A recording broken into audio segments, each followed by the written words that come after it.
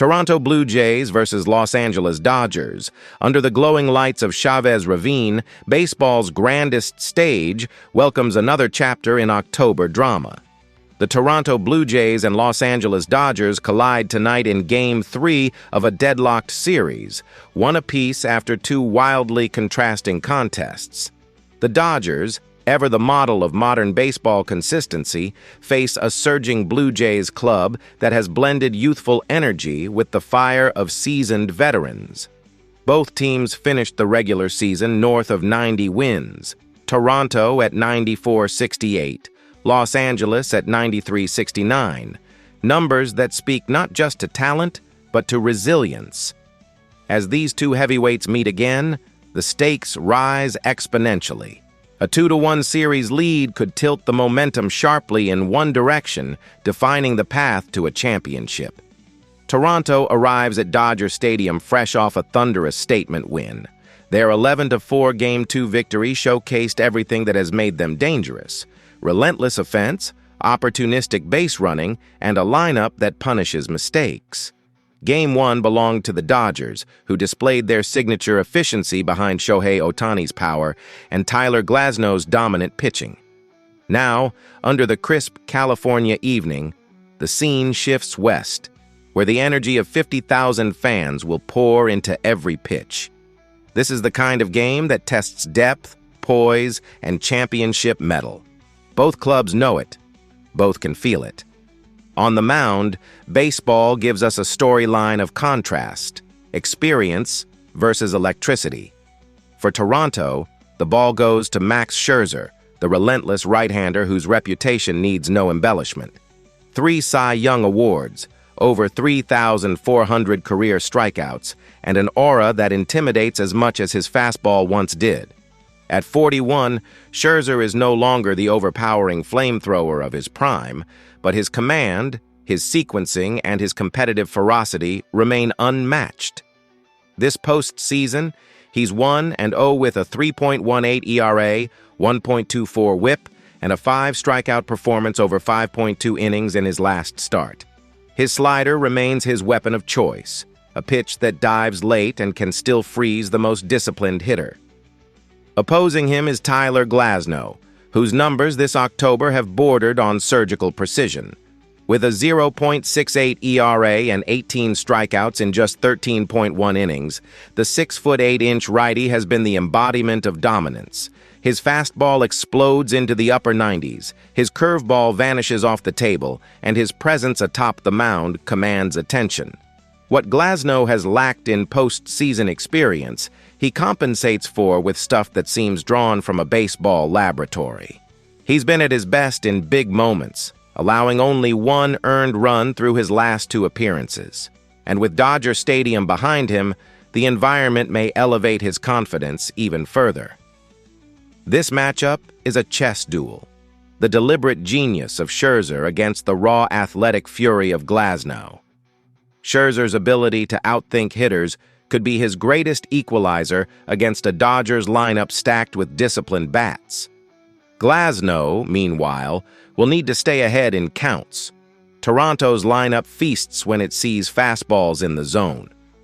Both pitchers enter with something to prove. Scherzer, that experience still conquers youth. Glasnow, that dominance is the new standard of acehood. The early innings will likely dictate the tone. If Scherzer navigates Ohtani and Freeman cleanly through the first 2 frames, Toronto can settle. But if Glasnow starts locating early, his strikeout count could climb fast, and Toronto's hitters might be forced to adjust their approach to small ball tactics and gap contact. It's a pitcher's duel that could morph into an offensive storm in a blink. Few lineups in baseball mirror each other in construction and potency the way these two do. For Toronto, George Springer continues to embody postseason magic. A veteran of October heroics, Springer has posted a .309 average with 32 home runs and 84 RBIs this season. His energy atop the order sets the tone. He jumps first pitches, works counts when needed, and rarely misses mistakes. His playoff resume speaks volumes. He's been here, he's done this, and he thrives in the tension of elimination atmospheres. Behind him, Bo Bichette has evolved into the Blue Jays' engine. Hitting .311 with 18 homers and 94 RBIs during the regular season, Bichette's value extends beyond the box score. His situational hitting, his ability to adjust within at-bats, and his confidence against power pitchers have been essential to Toronto's run. His hands are lightning quick, his eye disciplined, and his timing almost rhythmic. Together, Springer and Bichette form one of the most dangerous 1-2 punches in the American League, capable of setting up instant rallies. Supporting them are the likes of Vladimir Guerrero Jr., whose 29 home runs and .264 average belie how often his contact changes games. Guerrero ranks top 5 in exit velocity, and when he connects, few balls leave the park. Add to that Dalton Varsho's versatility, Danny Jansen's clutch hitting, and Kevin Biggio's recent resurgence, and you have a lineup that grinds out at-bats and punishes any lapse in control. For Los Angeles, the offense begins and ends with Shohei Ohtani, who continues to redefine the boundaries of baseball greatness. In his first postseason as a Dodger, Ohtani has delivered fireworks, 55 home runs, 102 RBIs, a .282 average, and a 1.012 OPS during the regular season. His swing is effortless, his contact deafening, and his ability to flip a game with a single pitch is unmatched. Batting ahead of Freddie Freeman, Ohtani transforms opposing strategies. Pitch around him, and you risk facing one of the most consistent hitters of this generation. Freeman's 2025 line, .295 average, .367 OBP, .502 SLG, reflects his usual mastery of strike zone discipline and gap-to-gap precision. Then there's Mookie Betts, the heartbeat of LA's lineup. His glove, his speed, and his veteran leadership infuse this Dodgers team with composure. While Betts's average dipped slightly late in the season, his on-base skills, .370 OBP, and ability to deliver under pressure remain elite. Rounding out the order, Will Smith continues to be one of baseball's most underrated catchers, posting 25 home runs and a .275 average while managing one of the game's best pitching staffs. In essence, these lineups mirror each other. Toronto's depth and balance against Los Angeles' star-driven explosiveness. Each inning presents potential chaos. Each swing could rewrite the series. Momentum is a fickle companion in October. The Blue Jays come in riding confidence after a resounding Game 2 victory that flipped the tone of the series. Over their last 10, Toronto is 6-4, scoring an average of 5.7 runs per game. Their offense, once streaky, has found timing at the perfect moment. Springer and Bichette combined for 6 hits in Game 2, Guerrero added a 440-foot blast, and the team looked locked in against high-velocity pitching. Their bullpen, a source of mid-season anxiety, has steadied under the guidance of manager John Schneider. Jordan Romano has reasserted his dominance as closer, converting 6 of his last 7 save opportunities. Yimi Garcia and Eric Swanson have provided reliable setup work, keeping the bullpen ERA at 3.34 since mid-September. The only question is stamina. Can Toronto's relief corps handle back-to-back high-leverage games after deep bullpen usage in the early rounds? For the Dodgers, the story is consistency with flashes of volatility. They've gone 7-3 in their last 10, but 2 losses came via bullpen implosions. Still, their offense has remained lethal. Ohtani, Freeman, and Smith have combined for 15 RBIs in the past week, and the Dodgers continue to excel at home, posting a 52-29 record at Dodger Stadium this year. Their pitching staff's 3.96 ERA speaks to the precision and structure of this roster. Even with injuries thinning the bullpen, they've held opponents to a .228 batting average since September. The contrasting trend lines set the stage. Toronto is peaking at the right time. Los Angeles is defending its stronghold. The series balance might hinge on which club can sustain its identity under playoff pressure. the Blue Jays' adaptability and aggressive approach, or the Dodgers' disciplined structure and veteran poise. Key factors include maintaining offensive consistency, limiting defensive lapses, and executing in high-leverage situations. How each team handles late-inning pressure, bullpen matchups, and situational hitting could ultimately determine which squad seizes the early edge in this critical postseason clash. The broader narrative paints this as more than a single game. For Toronto, 2025 represents a revival. After years of flashes but inconsistency, they stormed through the AL East, finishing ahead of the Yankees by 2 games. Their 94-68 mark reflected both resilience and growth, anchored by their core trio, Bichette, Guerrero, and Springer, complemented by steady pitching. They've become one of baseball's most complete teams, combining power with defense and blending analytics with instinct. Beyond the numbers, Toronto has cultivated an identity defined by adaptability and confidence under pressure. The lineup balances veteran savvy with youthful athleticism, capable of manufacturing runs in small ball scenarios or erupting with sudden power surges. Their pitching staff, both starters and relievers, has shown consistency in high-leverage situations, often neutralizing opponents' momentum swings. This series is not just a test of skill, but of character. Can the Blue Jays translate a dominant regular season into October success? Every swing, pitch, and defensive play carries added weight as the team seeks to cement its place among baseball's elite and deliver a statement that this revival is both real and sustainable. The Dodgers, on the other hand, remain the National League's gold standard. Their 93-69 finish marked their 10th division crown in 12 years. But after recent postseason heartbreaks, expectations are clear. Nothing short of a championship will satisfy Los Angeles. This is a team designed for October, with a payroll north of $250 million and a lineup built around superstars in their primes. Depth across the roster ensures that injuries or slumps are absorbed without derailing momentum, while experienced veterans provide leadership in high-pressure moments. Strategic versatility, from the rotation to the bullpen and defensive alignments, allows the Dodgers to adjust to any postseason scenario. With a mix of raw talent, tactical acumen, and championship experience, Los Angeles enters the playoffs as a formidable favorite.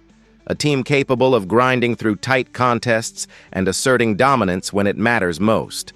Analytically, the Dodgers enter with a 67.9% projected win probability for this matchup, buoyed by Glasnow's form and home field advantage.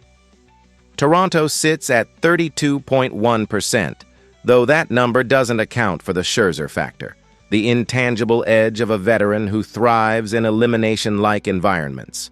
Whichever team emerges from this contest likely gains control not just of the scoreboard, but of the psychological high ground that defines championship series.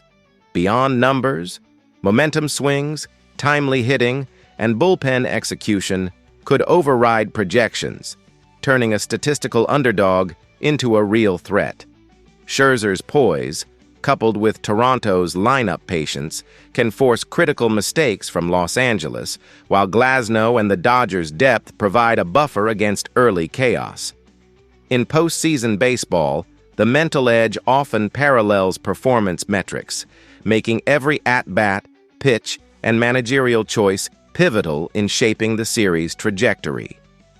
Depth and durability define October baseball. For Toronto, injuries have tested rotation depth. Jose Barrios remains sidelined with shoulder inflammation, while reliever Nick Sandlin is unavailable with a forearm strain. Despite those absences, the Blue Jays have compensated through bullpen flexibility. Trevor Richards, Bowden Francis, and Tim Meza have each provided crucial innings, often bridging the gap to Romano. This adaptability allows Toronto to navigate high-leverage situations without overtaxing any single arm, maintaining effectiveness across multiple games. Their depth also enables strategic matchups against opposing hitters, preserving momentum and preventing long stretches of vulnerability. In a postseason setting where every pitch counts, Toronto's ability to rotate arms efficiently while keeping key starters fresh may prove as vital as their offensive firepower, offering a subtle but significant edge in tight contests. The Dodgers' injury list has been longer but similarly managed. Key bullpen arms Kirby Yates, Michael Kopech, and Tanner Scott remain unavailable, forcing Dave Roberts to get creative with matchups. Evan Phillips has assumed the closer role effectively, while Ryan Brazier and Joe Kelly have carried heavier workloads. The strain is evident, but Los Angeles' system depth has mitigated disaster. Strategic bullpen usage, combined with thoughtful rotation of relievers in low and high leverage situations, has allowed the Dodgers to preserve effectiveness despite absences. Their depth in both arms and fielders ensures that while individual performance may fluctuate, the overall framework remains resilient, allowing Roberts to maintain tactical flexibility and adapt to shifting in-game scenarios. This management finesse could be decisive in a tightly contested series where one misstep can alter momentum. These limitations make managerial decisions pivotal. Expect Roberts to lean on Glasnow for 6 or 7 innings if efficiency allows, preserving his bullpen for games 4 and 5. Schneider, conversely, may use a shorter leash on Scherzer, ready to deploy Yusei Kikuchi or Genesis Cabrera in middle relief. Every inning will be tactical, every mound visit strategic. Pitch counts, matchups, and situational substitutions will dictate the flow, with both managers balancing aggression and preservation. Defensive positioning, pinch hitting, and intentional walks could all play a critical role in late-game leverage. In a contest this evenly matched, the team that maximizes every decision, anticipates adjustments, and adapts on the fly may gain the decisive edge in a classic postseason chess match. Beyond stats, October games hinge on moments, and tonight's X factors could define who grabs control of this series. First, Max Scherzer's command. If he can keep his fastball elevated and locate his slider low and away to neutralize left-handed power, the Dodgers' middle order may struggle. Conversely, if early walks elevate his pitch count, Los Angeles could strike big by the 4th inning. Timing and sequence will be critical, as a single mistake over the plate could trigger a multi-run inning.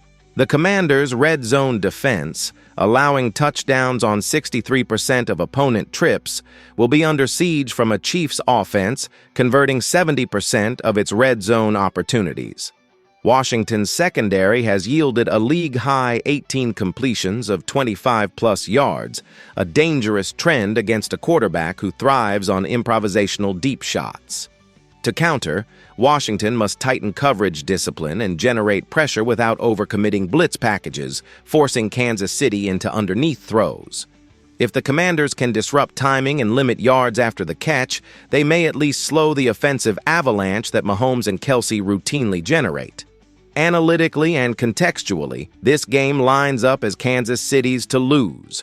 The Chiefs possess every tangible advantage: quarterback health, home field confidence, defensive momentum, and coaching edge. Mahomes' connection with Kelce should thrive against Washington's soft zones, while Pacheco's balance on the ground will keep the defense honest. Expect Kansas City to establish tempo early, mixing quick slants and RPO looks before opening vertical shots in the second half. Their offensive rhythm under Andy Reid remains unmatched when they find early efficiency, and with Washington's secondary prone to lapses in communication, Mahomes could exploit mismatches repeatedly. The Chiefs' defense, led by Chris Jones's interior dominance and Trent McDuffie's coverage versatility, is equally capable of dictating flow, forcing Washington into predictable passing downs. By controlling both pace and possession, Kansas City can methodically squeeze momentum out of its opponent.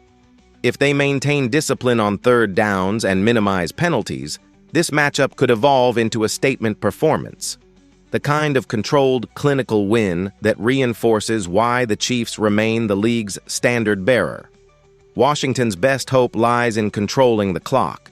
If Krosky Merritt can sustain drives and the defense can limit explosive plays, they might force a lower-scoring contest. But with their quarterback sidelined and defense undermanned, that's a tall order in one of football's most hostile environments. Expect Brissett to manage a few scoring drives, Samuel to break one big play, but ultimately, Kansas City's composure and firepower will prevail. The Chiefs are simply too well drilled, too efficient in crucial moments, and too comfortable under the primetime spotlight to let an upset brew. Look for Kansas City's defense to tighten in the red zone, forcing field goals instead of touchdowns, while Mahomes methodically dismantles coverage schemes with precision passing and off-script brilliance.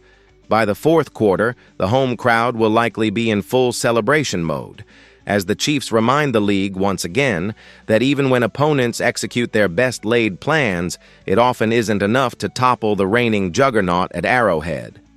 Arrowhead's crowd, roaring under the lights, will likely witness another Mahomes masterpiece. With the Chiefs trending upward and Washington limping in, the result feels inevitable. Mahomes should surpass 280 yards and 3 touchdowns, while Kelsey flirts with 100 yards in a statement performance. The Commanders, valiant but overmatched, will leave Kansas City searching for answers as their season teeters on the brink. The energy in the stadium will be electric from the opening kickoff, the kind of atmosphere that amplifies every Mahomes scramble and every Kelsey reception. Expect Kansas City to strike early, setting a tone that forces Washington to chase the game from behind. Even if the Commanders manage a few highlight plays, the Chiefs' poise and creativity under pressure should turn any momentum swing back in their favor. This is the kind of night where the reigning powerhouse reminds everyone why they're perennial contenders, disciplined, dynamic, and impossible to dethrone at home. Mahomes fortifies his MVP candidacy, Reed cements another primetime triumph, and Kansas City rolls toward mid-season form. Washington, meanwhile, faces a harsh reality. Promise meets pain, and the road ahead doesn't get easier. Monday night will be less about rivalry and more about reaffirmation. The Chiefs' dynasty still burns bright, and the Commanders for now remain shadows chasing their own potential. The gap in execution, culture, and experience continues to show when the spotlight shines brightest. Kansas City's precision, clock management, and adaptability under pressure remain unmatched, while Washington's flashes of brilliance still struggle to translate into sustained success. As Mahomes orchestrates another statement win, it becomes clear that the Chiefs aren't just surviving another season, they're sharpening for another deep playoff run, while the Commanders return to the drawing board. After analyzing both teams, my pick for this match is Kansas City Chiefs winner. Drop your thoughts and predictions in the comments box.